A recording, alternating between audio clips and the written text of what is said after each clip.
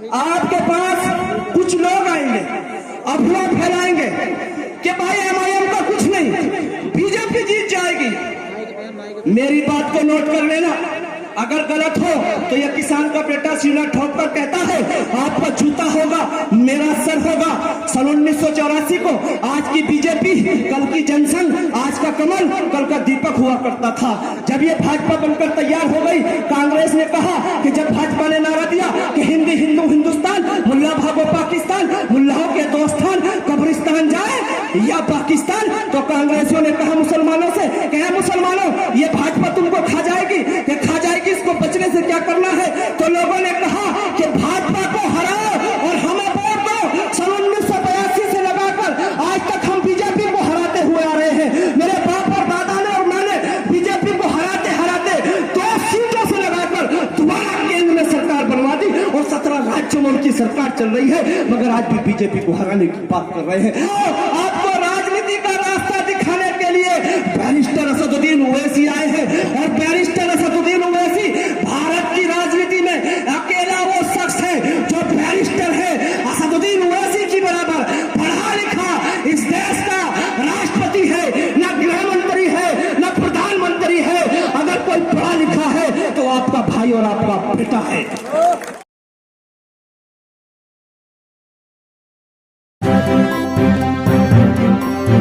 Media voice, आपकी आवाज। और सुरक्षा में लगे तमाम जिम्मेदारों को मेरा जय हिंद। साथियों, जिला बिजनौर से तस्वीर लाया हूं, सिर्फ 5 मिनट आप लोगों के बीच में रहूंगा। इस प्रोग्राम को सजाने वाले और सामने जितने लोग मौजूद हैं सभी को मैं दिल से शुक्रिया अदा करता हूं कि शाहीन बाग ने फिर वही दूसरा बाग लगा दिया है जिस शाहीन बाग को पूरी दुनिया जानी थी। इस शाहीन बाग को पूरा देश जानेगा क्योंकि यहां से आप पार्षद बनाकर भेजने वाले हैं। साथियों, यह सरकार किसकी है? आम आदमी पार्टी की सरकार थी, अब सरकार आम आदमी पार्टी की नहीं है। मैं जब दिल्ली में आया तो मैंने देखा कि केजरीवाल की सरकार और केजरीवाल का पार्षद, पता यह चला कि आम आदमी की सरकार खत्म है और केजरीवाल की सरकार चालू हो चुकी है, यानी कि आरएसएस की सरकार चालू हो चुकी है।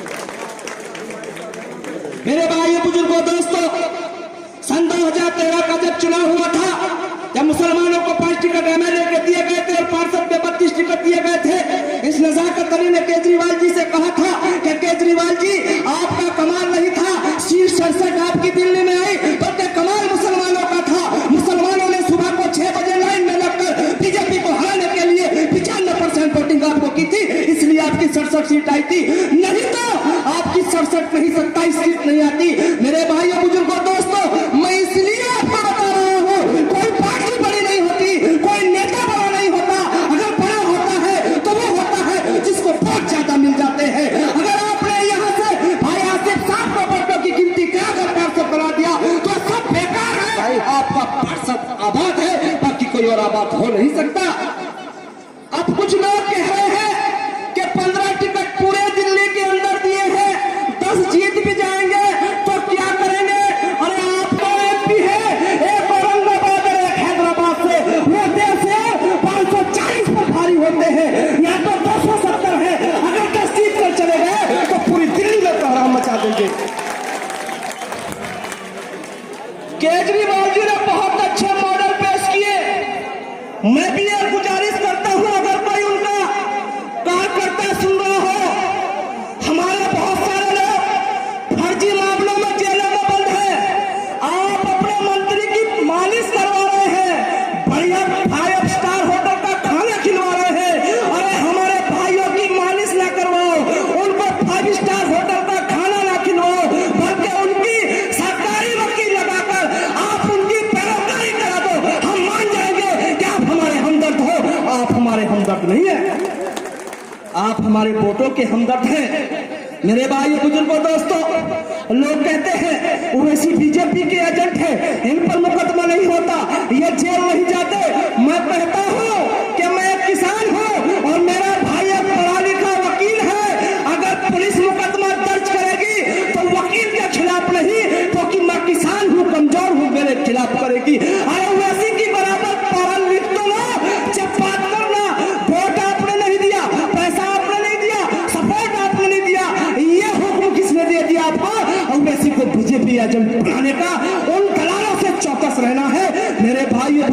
दोस्तों, अगर इतिहास के पन्नों में नाम दर्ज कराना है, मैं कोई इतना पढ़ा लिखा नहीं हूँ, मगर मैंने पढ़े लिखे लोगों के बीच में बैठकर पढ़ा और सुना है।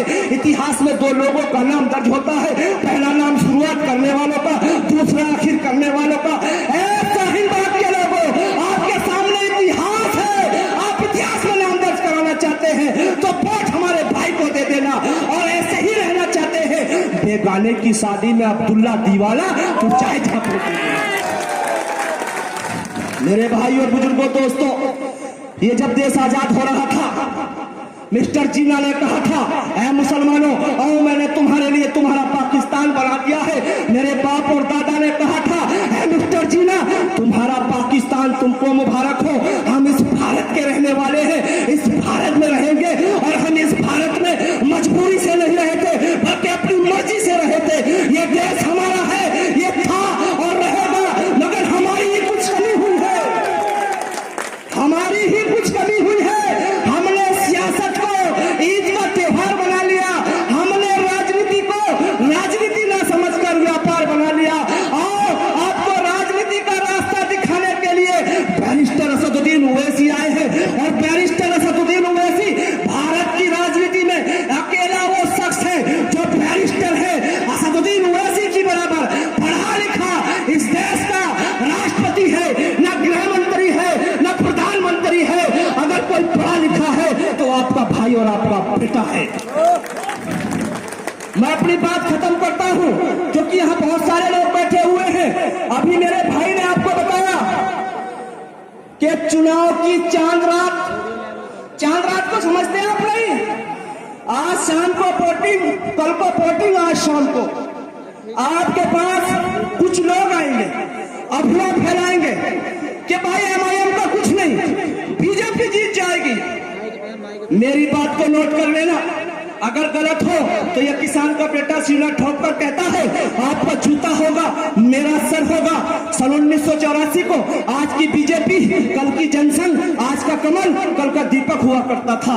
जब ये भाजपा बनकर तैयार हो गई, कांग्रेस ने कहा कि जब भाजपा ने नारा दिया कि हिंदी हिंदू हिंदुस्तान, मुल्ला भागो पाकिस्तान, मुल्लाओं के दोस्तान, कब्रिस्तान जाए या पाकिस्तान, तो कांग्रेसियों ने कहा मुसलमानों से कि मुसलमानों, ये भाजपा तुमको खा जाएगी, ये खा जाएगी, इसको बचने से क्या करना है?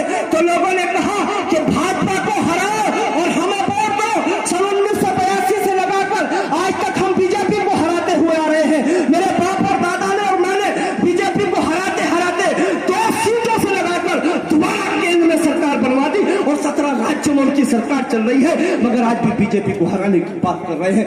अब किसी को हराने जिताने की नहीं, अब लड़ाई अपने वजूद बनाने की है। इसलिए मैं अपनी बात खत्म करता हूं इस मिसाल के साथ। एक साहब ने सराय काले खां से बकरी खरीदी, औखला उनको आना था, रास्ते में उनको 10 लड़के मिले, उन्होंने कहा कि बकरी छीनेंगे। वहां के पार्षद वहां खड़े थे, उन्होंने कहा मेरे इलाके में अगर बकरी छीन गई तो बदनामी होगी, इसलिए उन लड़कों से उन्होंने कहा कि बकरी मत छीनना।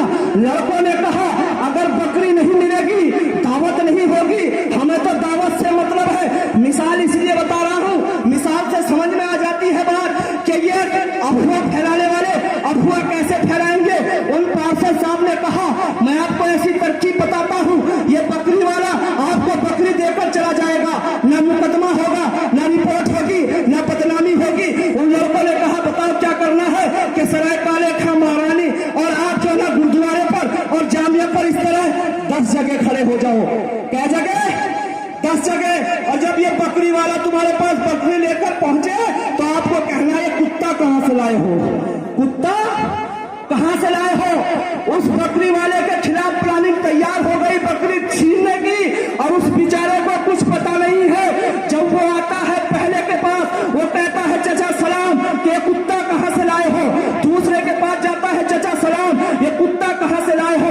2 3 4 5 6 7 8 हो जाते हैं।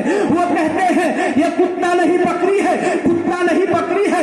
जब होता है नवा, कहता है ये बकरी 8 फेल हो गए, अगर मैं भी फेल हो गया तो दावत नहीं मिलेगी। वो कहता है कि चाचा बड़ी अच्छी नस्ल का है, कहां से लाए हो, एक हमें भी दिला दो, ये कुत्ता है। वो कहता है कि कुत्ता नहीं। 10वें के पास जाते हैं, 10वां कहता है कि 9 फेल, अगर